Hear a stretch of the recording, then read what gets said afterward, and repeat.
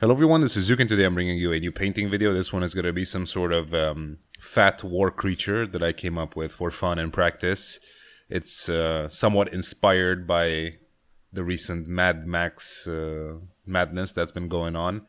And I've been browsing a few character designs lately and trying to get some inspiration. But unfortunately, I didn't quite define the lines very well for this one, so it actually looks quite medieval in the end. It doesn't have a lot of modern stuff hanging off him. But the idea was to go with something post-apocalyptic. Now, I've been doing a lot of looking and learning lately.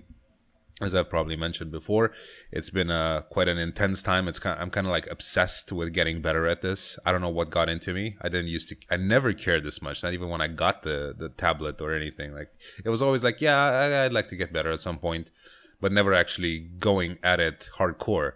And now, to the dismay of everyone around me, I put on my headphones and go absent for like 2 or 3 hours almost every day. And my girlfriend sits here next to me and just feels like I'm not here at all. I'm totally obsessed with this shit.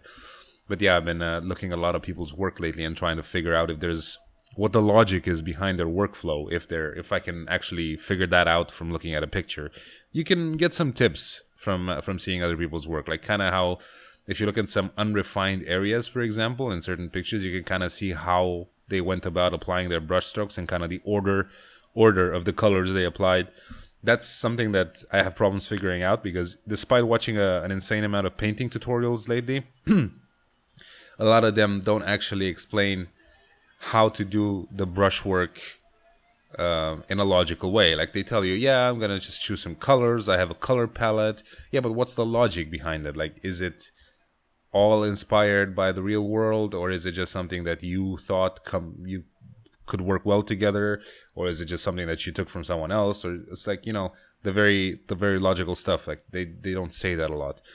But looking at certain artists' pictures, like especially the ones that work at Blizzard, which I'm great fanboy of. I keep saying this. I love the way they work.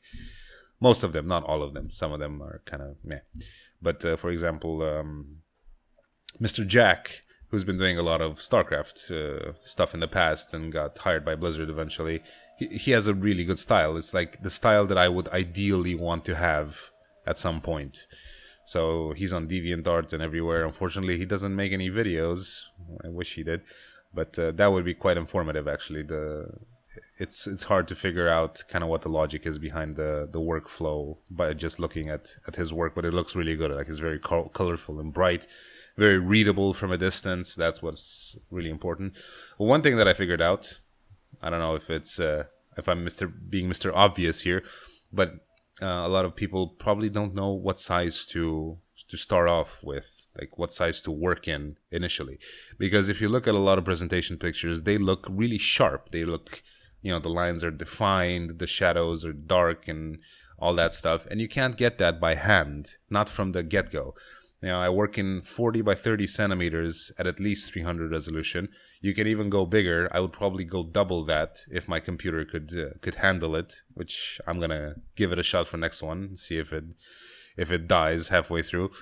And then if you scale down a lot, stuff just gets sharper on its own. Like, you can work on a piece of shit that looks like that in 1:1. But if you scale it down and apply a couple of Photoshop filters, like sharpen, for example, that's something that all of the Blizzard stuff has. And you can tell by looking at the contours of objects. When you scale something down, it's like black contour and then color. But when you hit that sharpen filter, it just bumps up the color that's next to the blacks. It just looks like it's more highlighted, more sharp, more in your face. So there's a lot of work that goes, not a lot, but some work that goes into post-production on these pictures. And for aspiring artists, you need to know that kind of stuff as well, and not just try and duplicate everything by hand and replicate it. So yeah, I'm really curious how a Blizzard artist's original work would look like in raw format, like in 1:1. I want to see that, but unfortunately there's no way to get a hold of it. I tried asking some of them. I'm that desperate, but they don't seem to want to reply to me. Fuck. Maybe next time. I'll get lucky sometime. So anyway, let's talk about this war creature thing. Like, as I said, I wanted it to be post-apocalyptic, but it turned out that it's kind of medieval looking. And I got the anatomy really wrong, despite it being kind of like morphed and mutated. It's not really human scale, but the head halfway through turned out to be in a very, very wrong position, kind of like right above the left boob. So I eventually had to move that somewhere else to make it look more proper. Another thing I'm having somewhat difficulties with is fading stuff into the background. Like, you can't make everything the same colors, obviously, and the same brightness, because you need to have some foreground and background elements, something that stands in front and in the back. But I'm kind of really proud of that hand there that's holding the club in the back. It actually, I painted that color by color, and it came out kind of good looking, pertaining to it being in the back, of course. So, I get some little successes sometimes, but I'm hoping that with the amount of time that I'm putting into this, it'll pay off eventually.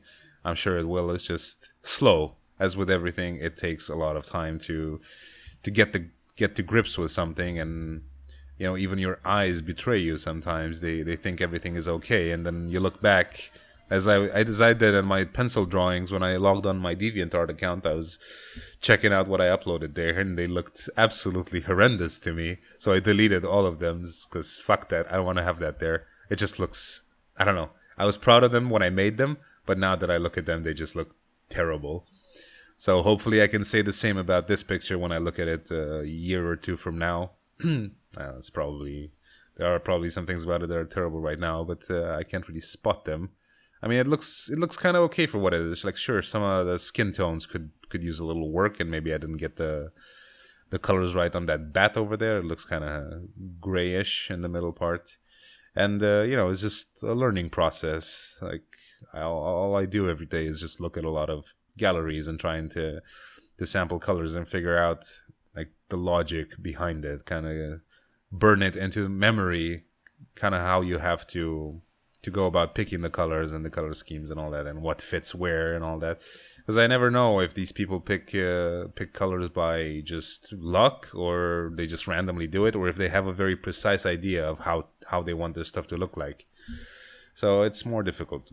Anyway, behind there I decided to go with a sort of a bone totem kind of thing, just to make it look scary. Like, you can probably put a flag on it and all sorts of death-related trinkets. So the guy has a lot of belts and stuff, very improvised armor, kind of like nothing really to protect him for real, but it's just stuff to make him look very imposing and scary. And his mouth has been sewn shut because nobody wants to listen to his nonsense. He's very politically opinionated, so whoever owns him decided to sew his mouth shut and just use him for killing and bashing skulls.